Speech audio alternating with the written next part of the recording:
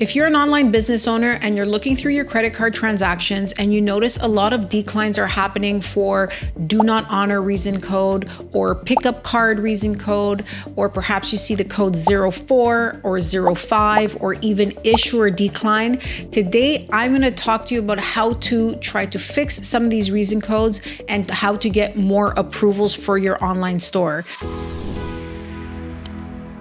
So I know this could be very, very frustrating. As an online business owner, you're paying for traffic and you're trying to get as many eyeballs on your store as possible. And the most frustrating thing possible is when a customer wants to buy from you, they put in their credit card information, and then that transaction gets declined. What's even more frustrating is that these decline messages really don't mean very much to most people. Most merchants don't understand what a do not honor means or what a pickup card means. So I'm here to provide some clarity, and I will give you some very easy things that you can implement in your store today and tactics that you can use that will ensure that you are able to convert these customers into paying customers. And if you have a store that offers subscriptions, listen right until the end, because I have a few special tips for you guys on how to ensure you get the maximum conversions on your subscriptions and that you keep your clients as long as possible.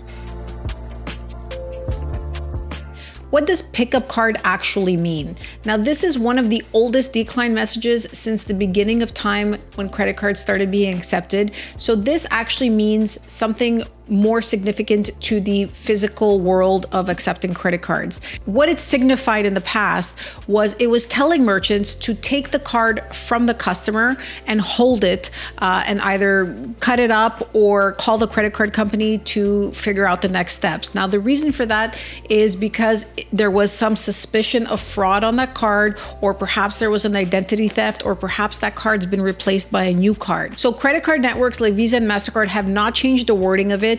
And it doesn't mean as an online merchant that you're supposed to try to get possession of the card. But what it's telling you essentially is that there's a suspicion of fraud, or the customer has a new card and hasn't activated it, or whatever the case is. And it could also mean that the account is frozen or the customer has declared it lost, whatever the case is. The important thing to understand is this card is not usable. It's being blocked by the customer's credit card company, the issuer. So once you get that message, if you retry, you're not going to be successful because it's already telling you that this is not a card that is valid. And also, another thing to keep in mind is that this has nothing to do with your checkout flow. When you get that response, that is a response that's coming from the customer's bank. So this has nothing to do with your checkout flow or anything on your tech within your payment gateway and so forth. This is really a message that's coming from the customer's bank. Now, you may think, well, it's coming from the customer's bank, so there's probably nothing that you can do about it. Well, that's wrong. There are actually quite a few effective strategies that I'm going to talk to you in a little bit about that you can actually try to capture these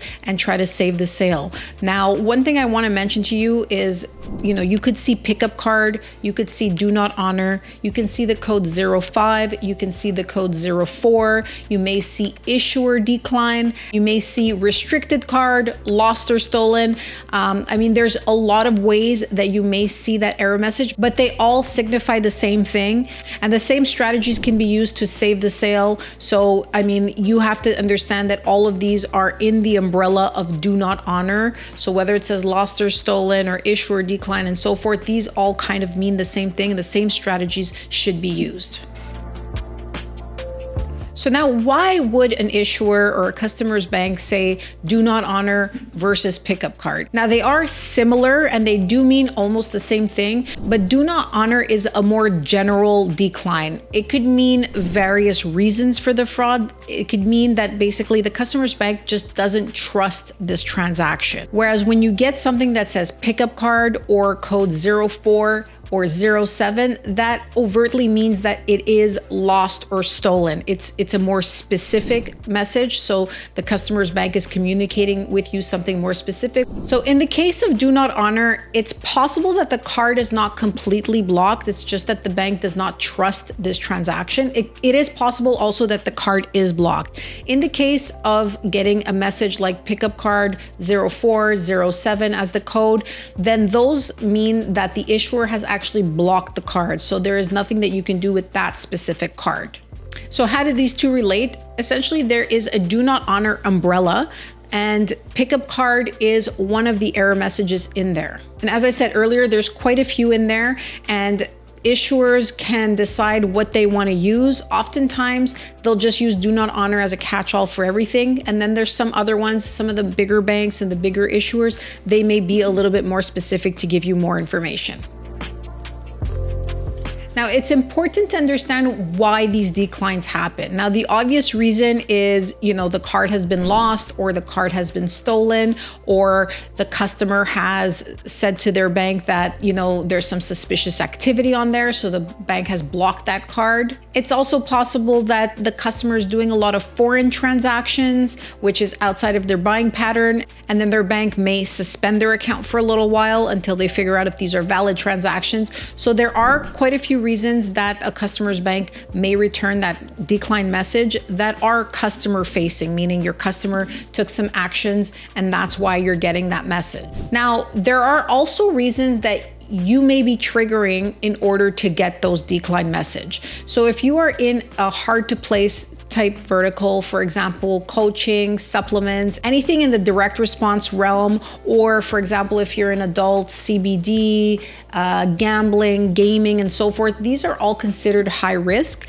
And sometimes the customer's bank may get that information that you are a high risk merchant and decide for various reasons that they do not allow that transaction. It's possible that it falls outside of the customer's pattern, meaning the customer's never bought anything that would be deemed high risk, so their bank may think that this is a risky transaction. Another reason is, as I mentioned earlier, if it's an international purchase, let's say you're in the US and you're selling to somebody outside of the US, and their bank sees this as risky because they've never purchased something outside of their domestic region. So obviously, as online commerce grows and grows, this is becoming more frequent, and banks are not very good with dealing with this, with cross-border and knowing what is fraud, what is not fraud. So this is an important one to keep in mind. And I'm going to talk a little bit about the strategy specifically for non-domestic transactions in just a minute. Another thing that you need to be wary about is late night purchases. So for example, this could be applicable to subscription transactions. Like if a subscription transaction happens at like 2 a.m.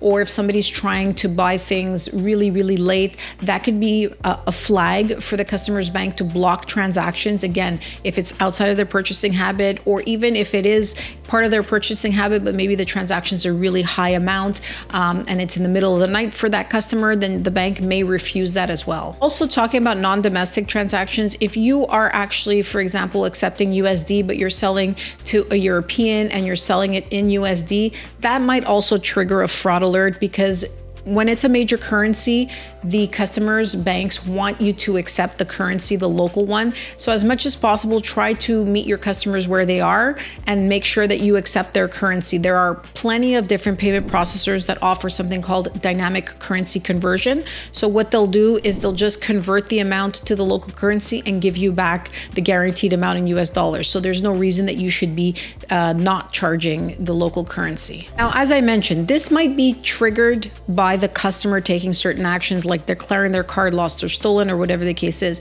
But there are certain things that merchants are doing that actually trigger these decline messages. For example, there is a very popular billing method where, somebody buys a front-end product for under $100 and then they get an upsell 1, an upsell 2, and an upsell 3. Well, you have to keep in mind that the customer's bank is now seeing, for example, 4 transactions within a matter of less than a minute. So they may think that this is fraudulent, because it's not usually normal for somebody to be making 4, 5, 6 transactions in a minute. So they may approve the first one and then maybe approve the second one, and then the third one, hey, what's happening? Why is there so many transactions happening from the same merchants? So it is important for you to verify your checkout flow. And one thing I would suggest is if you have multiple upsells, take a look at the decline messages for upsell 1, 2, and 3 and see how it goes. Oftentimes what I see is if you have over 2 upsells, the third upsell oftentimes does get declined, and for various reasons, but one of the popular ones is the do not honor, because as I said, it's just not normal and in most buying patterns for most customers to buy 4 or 5 things in a matter of a minute. So, there are some different strategies that you can do. For example, if you want to keep these upsells, you may want to just wait till the customer goes through the whole cart and do it as one transaction, or you may want to keep 1 or 2 upsells and then maybe present another product through an email to your customers and so forth. But it's important to understand, the take rate of each upsell and to understand why the upsells are getting declined. And now the reason why why customers' banks may decline it. They may think you're trying to test the card, or, there is more of a risk of it being stolen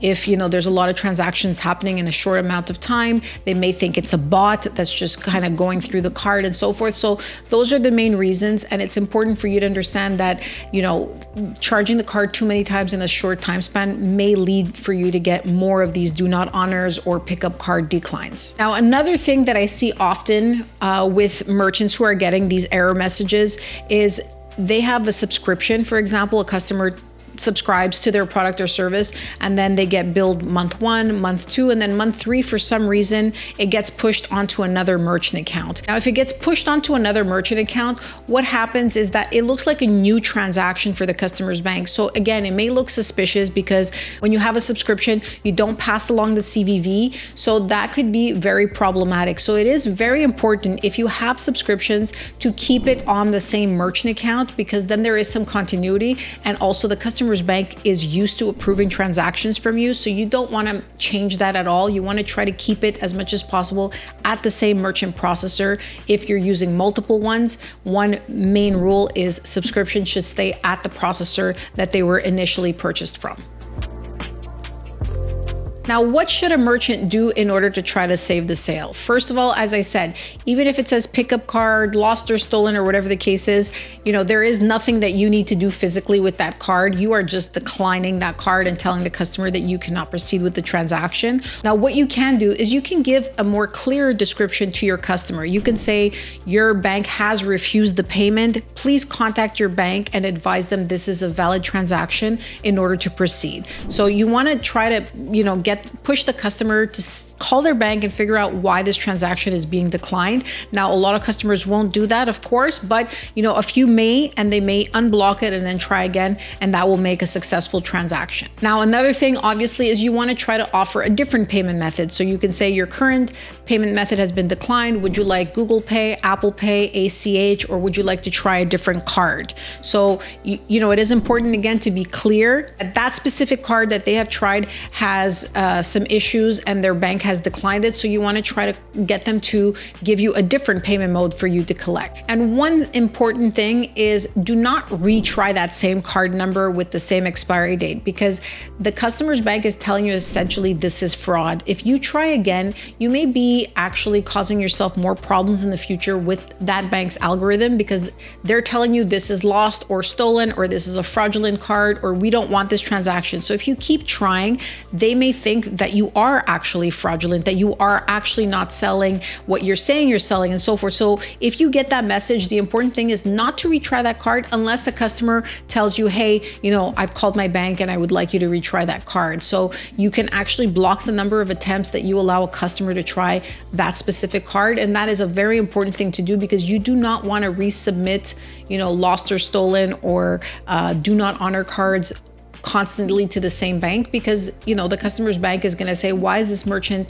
keep giving us this transaction when we tell them that this is a suspicious transaction or it's lost or stolen. Now, as a merchant, one thing you don't want to do is you don't want to accuse your customers of fraud. You don't know what happened. It's possible that somebody got a new card in the mail, didn't activate it yet, so that could be one of the reasons that you get that message. Or it's possible that maybe the customer flagged a suspicious transaction and that was under investigation. That's what happened. So, don't accuse your customers of fraud. Don't assume, obviously, that this is a problem from your payment processor, because that error message is actually coming from the customer's bank. And then, as I mentioned, you don't have to try to physically retain that card or ask the customer to take any action with that card, but you do have to tell them perhaps to contact their bank to get more information.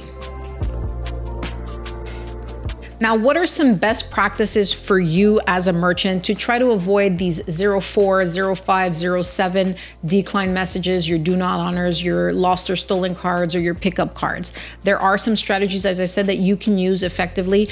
A few things, as I mentioned earlier, that you can do on the customer side on your checkout page, but internally within your tech stack, there are actually a few things that you should do. First things first is you want to check your MCC code. That is your merchant category code. So when you get a merchant merchant account, whether you're working with Stripe, you have your own merchant account, or any payment processor, they assign you something called a merchant category code, which is 4 digits. It is very, very important for you to verify what those 4 digits are and to ensure that it is applicable for your business. So if, for example, you're selling digital content and they have you categorized as health and supplement nutrition, well, it's important that you tell your payment processor that you are not a health and supplement merchant, because once the customer's bank, for example, if they take a look at your descriptor or if they take a look at your website and it doesn't match what you're selling, that could lead to one of the reasons that you're getting all these declines. So it's important that you are categorized in the correct category for what you're selling.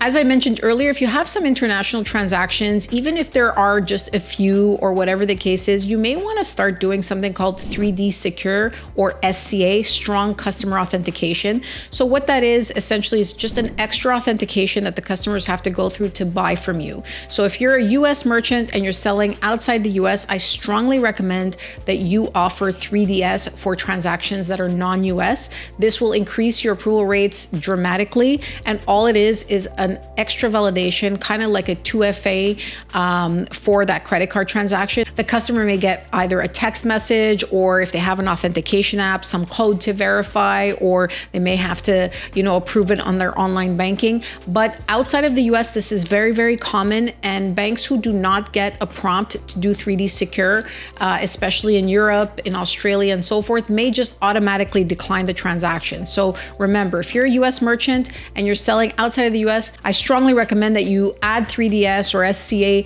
to your checkout process for your international customers. And as I mentioned earlier, if you have subscriptions and rebills, whether they're monthly or quarterly or whatever the case is, once a customer gets approved from one of your merchant processors or one of your merchant accounts, if you have multiple merchant accounts, you don't want to take that customer from the merchant account that initially approved them and push him onto somewhere else. So it is very important that you look at your routing strategy in your gateway, or if you have your routing strategy in your CRM or your shopping cart, to make sure that rebills and subscriptions go to the initial merchant account that approved them. If you move them to somewhere else, it looks like a new transaction and it won't be trusted by the bank because it's not coming with CVV. Whenever you have subscriptions, the CVV is not passed, so you do not want to move transactions that have billed successfully somewhere first. Now, another thing that's very, very important, something that most merchants don't know or don't have on their payment gateway, is something called network tokens. Most payment gateways now offer network tokens. You do have to ask for it or add it manually.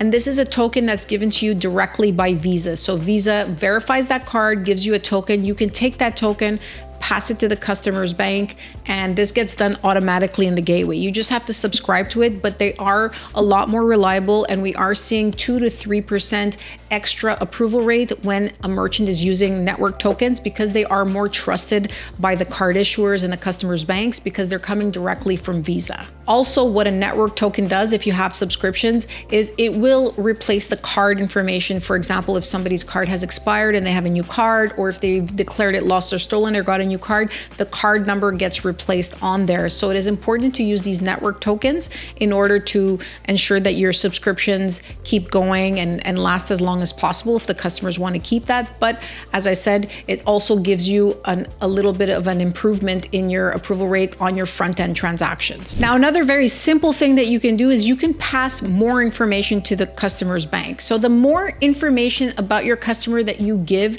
to the customer's bank, the more likely they are to approve, because they will trust that transaction because it identifies the customer better. So what you want to do is include as much as possible the customer's full billing address, their full name, full credit card number, the CVV, the expiry date. If you can collect phone number, that's great. Passing the phone number is great. If you can also pass the customer's IP address, that also is very helpful, because if they're in their local area and the IP address matches closely their billing address, that also helps the customer's bank feel better about approving that transaction. And And also you want to try to pass the email address. So if you can also, as a small bonus, if you can pass a small description about what the customer bought, that would be amazing, because that really helps the customer's bank understand what is being purchased. If the price point matches what is on the description, that also is very helpful in approving the transaction. Now, I know in the past, a lot of digital content merchants, merchants who are not sending products out and so forth, would just take a name, an email address,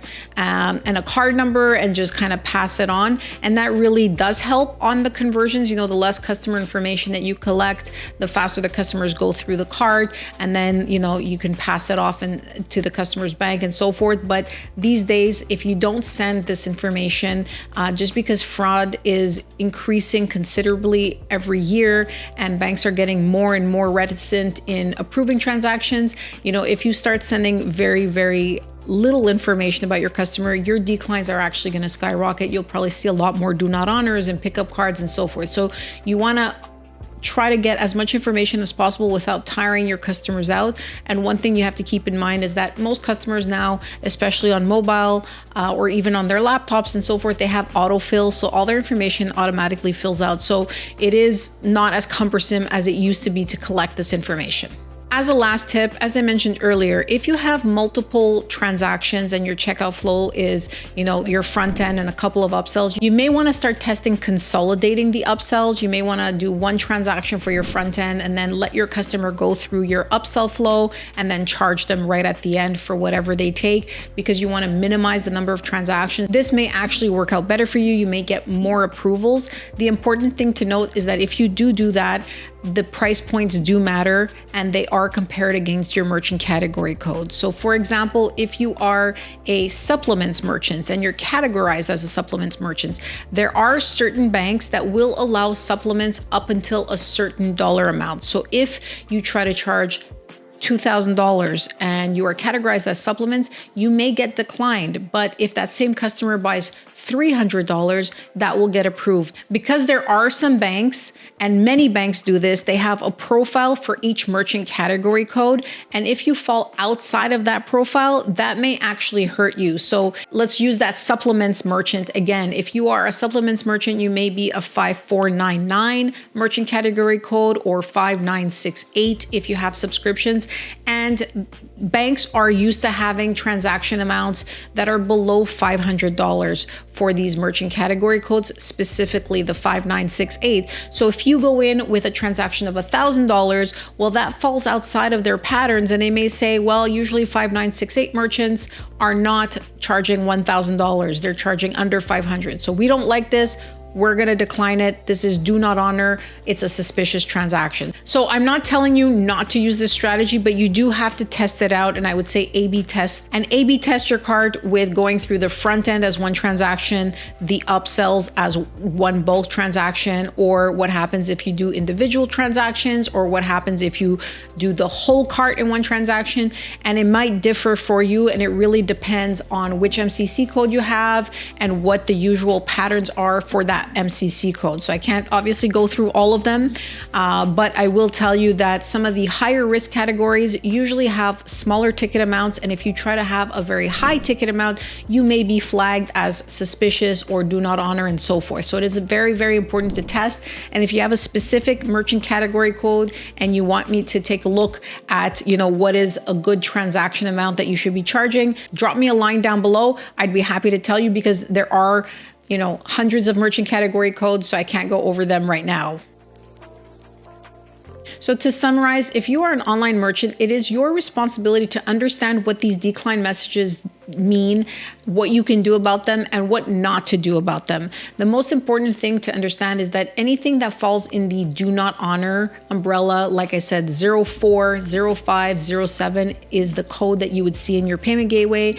The message you might see is do not honor. pickup card, lost or stolen, issuer decline. When you see these messages, it is important to take appropriate action, not to just keep retrying these cards and retrying these cards. This will hurt you in the long run. It will hurt your approval rate, and it may even get you banned from certain banks, because certain banks may say, hey, we've told this merchant, hundreds of times that this is a do not honor or this is a lost or stolen card. Why does he keep trying? They see this as a sign of fraud because you're not respecting what they're telling you as the decline message. Now, what I've relayed to you today is really specific to do not honor or lost or stolen type declines. You may get insufficient fund declines or issuer unavailable declines or other declines. If you'd like me to break down what those mean, or if you have any questions on specific declines and what you can do about them, feel free to leave me a comment down below. I love answering these types of questions. If you found this episode useful, don't forget to press that like button and subscribe to my channel for more amazing content on how to make more money on your online store. Thank you so much for listening, and have yourself a great day.